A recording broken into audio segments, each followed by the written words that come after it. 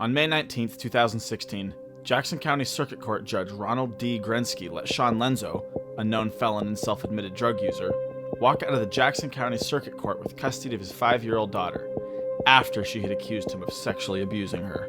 Judge Grensky merely told the girl's shocked and devastated mother to work things out with Lenzo.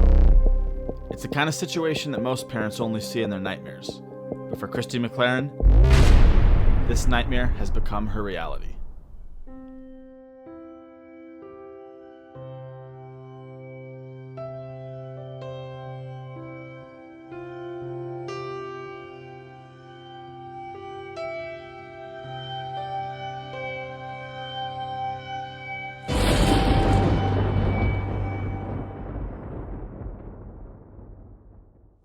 Christi MacLaren and Sean Lenzo had an on-again, off-again relationship after working together in the summer of 2008.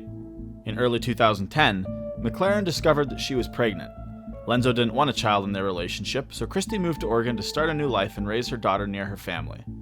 For the first 3 years of their daughter's life, Lenzo drifted between jail, jobs, homeless encampments, and shelters. By the time the custody battle started in earnest in 2015, MacLaren was married and had a second child, while Lenzo owed more than $10,000 in child support. According to Great Beginnings childcare and preschool principal Rhonda Schock, MacLaren's daughter began having trouble scratching herself and screaming towards the end of the 2014 and 15 school year.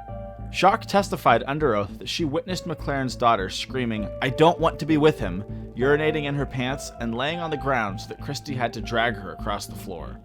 Despite this testimony, DHS caseworker Corey McGovern didn't want to believe MacLaren. She stated that it is believed that this girl's behaviors are driven by her mother, Christi, who does not want Sean to have any contact with his daughter. Although Child is very articulate, her statements heard while behaving badly clearly are adult-driven. McGovern's claims directly contradict the findings of Victoria Bones, the expert licensed clinical social worker appointed by the court to evaluate the situation. Bones found that it is highly unlikely that the child could be coached to react the way she does so consistently and repeatedly. Bones even went so far as to say that, based on the data I have read, the girl's extreme negative reactions to seeing her father, Sean, I recommend that all contact stop immediately, including supervised visits.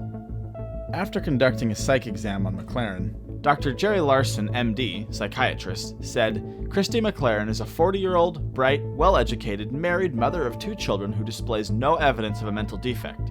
He went on to say that she expresses legitimate concern about her child, and given the history of the 2 parents, I find the DHS action puzzling at best.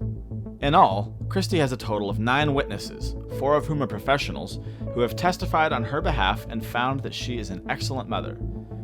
She's passed 2 mental health evaluations, one of which was court-ordered, has no criminal record, and even received an award from President Bush for her volunteer work with the Red Cross. Corey McGovern, on the other hand, is a DHS caseworker with a checkered past.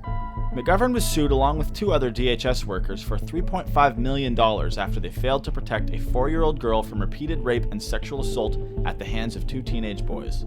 The suit was eventually settled for an undisclosed sum. In another case, McGovern kept a 4-year-old away from her mother for 4 years. The reasons were as petty as an alleged incident where McGovern claims to have seen the mother pinch her daughter's leg while trying to buckle a car seat. Thankfully, the Oregon Court of Appeals stepped in and reunited the family McGovern tore apart. Unfortunately, the MacLaren family hasn't had that happy ending yet. Christi MacLaren's fight to save her daughter has now gone on for 2 years.